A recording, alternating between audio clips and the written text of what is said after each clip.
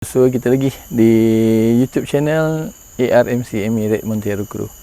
Okey, jika minggu lepas kita telah mulakan dengan valve tub, kita telah terangkan berkenaan W untuk water, O untuk oil, F untuk fluid. Okey, so minggu ni kita akan teruskan dengan sambungan dia, iaitu T untuk tire, E untuk electrical dan B untuk belting. T, pemeriksaan yang perlu kita lakukan untuk tire, kita buat pemeriksaan ke-empat roda, iaitu kita cek dia punya tekanan angin. Kemudian kita perlu buat pemeriksaan fizikal tayar itu, iaitu sidewall bahagian luar dan juga bahagian dalam.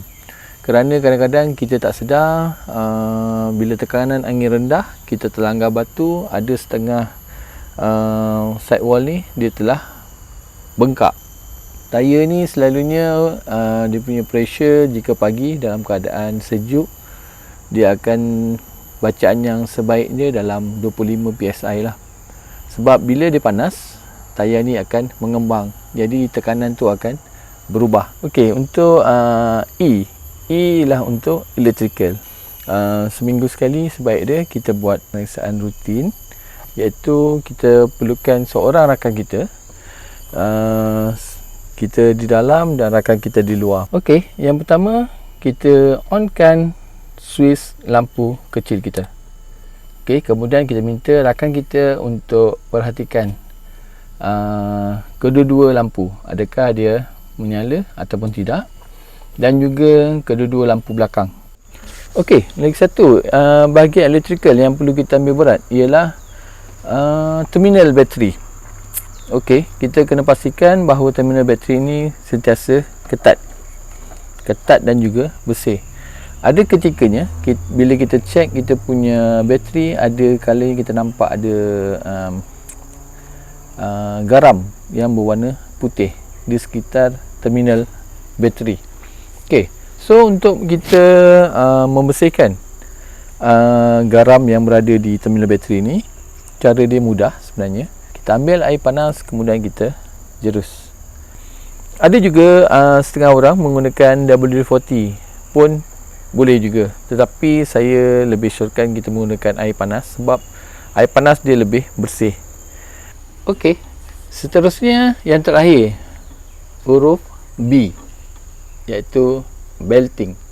Okey, jika kita perhatikan kenderaan sekarang ni, kebanyakannya hanya menggunakan satu belting untuk memusingkan alternator, steering pump dan juga water pump.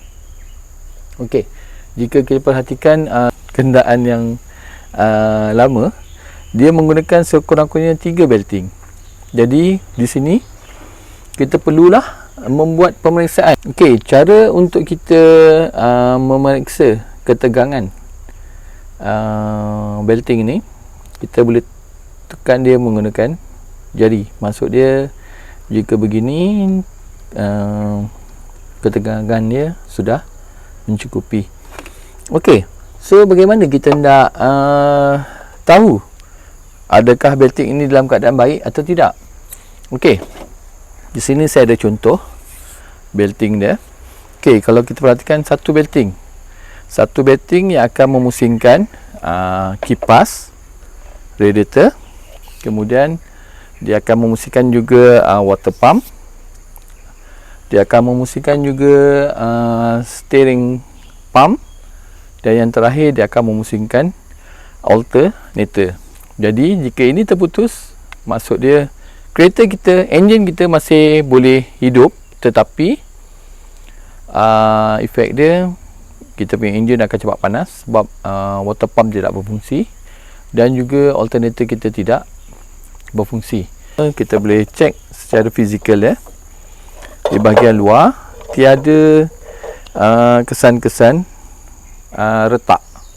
Kemudian bahagian dalam, ini paling penting. Bahagian dalam bersama, kita bengkokkan dia, pastikan tiada kesan retakan di bahagian jalur ini. So maknanya kalau ini belting ini masih boleh digunakan.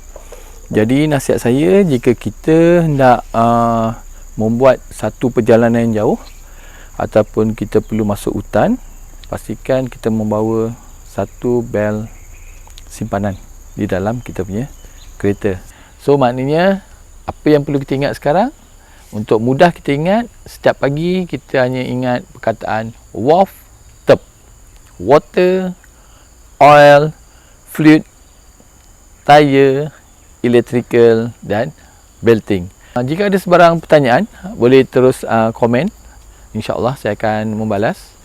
Dan semoga apa yang saya sampaikan ini dapat memberi manfaat kepada semua. Sekian, berjumpa lagi di YouTube channel ARMC Emirate Monte Rico minggu hadapan.